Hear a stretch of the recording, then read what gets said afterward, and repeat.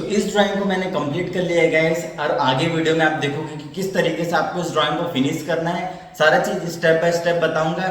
जिन्होंने outline part और first shading part नहीं देखा वो जाके देख सकते हैं, लिंक डिस्क्रिप्शन पे दे दूंगा मैं, तो वहां से वाला वीडियो देख सकते हो। उसके बाद आगे का प्रोसेस भी देख सकते हैं। तो आज के इस वीडियो में कंप्लीट बताऊंगा कि किस तरीके से आपको इसको अच्छे तरीके से फिनिश करना है। सारे डिटेल्स को कॉपी करने की जरूरत नहीं है। जितना डिटेल हमको पोर्ट्रेट में अच्छा लगेगा उतने डिटेल्स को हम ड्रॉ करेंगे। तो किस तरीके से ड्रॉ करना है आज की इस वीडियो में हम देखेंगे। तो चलिए वीडियो को शुरू करते हैं।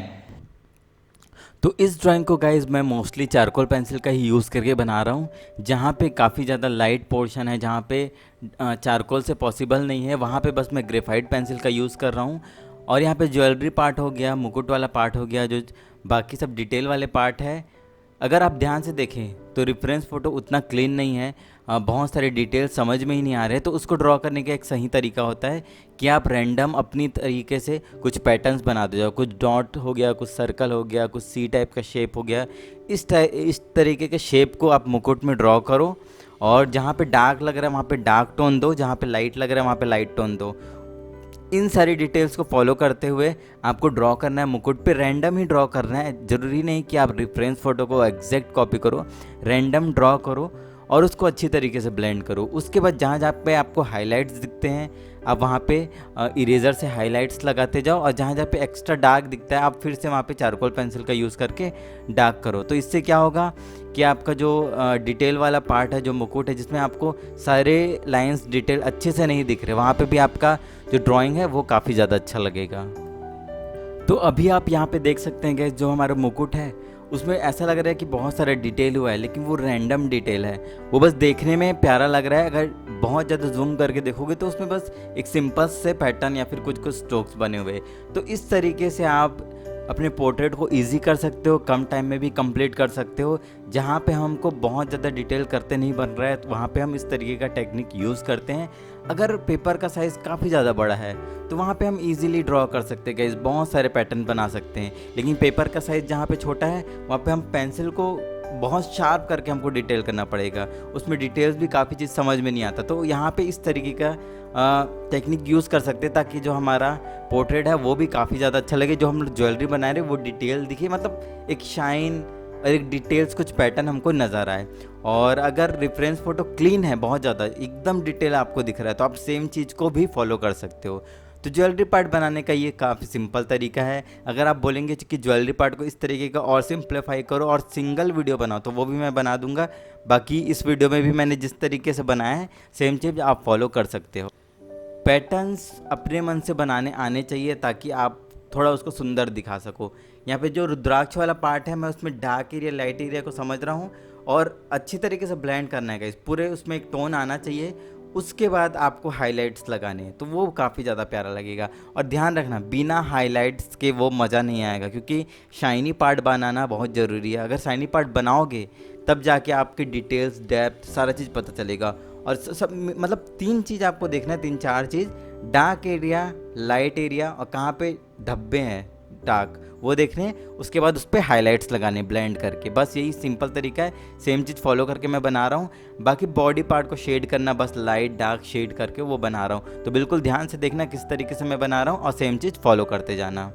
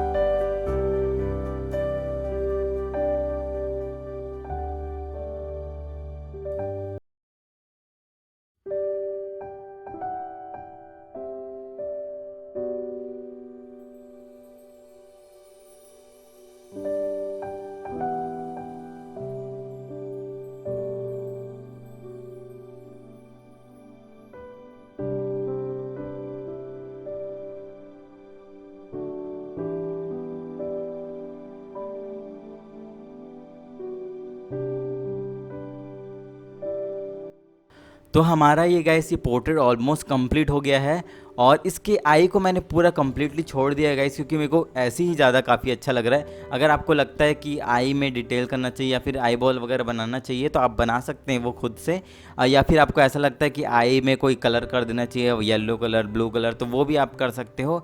और इसमें अभी लास्ट में आप देखोगे कि मैं बैकग्राउंड पे थोड़ा डिटेल किया हूँ, तो वो मेरे एक तरीका है, तो वो उस तरीके से मैंने पोर्ट्रेट को एट्रैक्टिव बनाने की कोशिश किया। अगर आपके पास भी कुछ ऐसा आइडिया है तो वो भी आप ट्राई कर सकते हो। आई होप गाइस आपको ये वीडियो अच्छा लगा, कमेंट जरूर करना गाइस, जैसा भी लगा वीडियो कमेंट जरूर करना, और नेक्स्ट ट्यूटोरियल में भी आपको क्या चाहिए वो कमेंट करना। सो ये वीडियो अच्छा लगा तो लाइक करना, चैनल पे नए हो तो चैनल को सब्सक्राइब करना। मिलते हैं नेक्स्ट वीडियो में, तब तक के लिए बाय, टेक केयर।